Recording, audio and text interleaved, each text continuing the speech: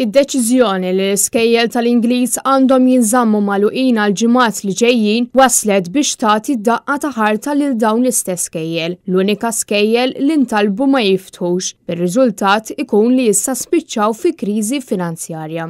Dan intqal mill-Feltom, il-Federazzjoni Maltija tat-Tagħlim bl-Ingliż, li spjegaw li minn mindu pajjiżna beda jiġi affettwat mill-pandemija, Malta rat noqqas drastiku ta' studenti li jiġu biex jitalmu l-Ingliż, b'riżultat li kien hemm impatt negattiv fuq l-għalliema, l-ekonomija tal-pajjiż u l-industrija tat-turiżmu.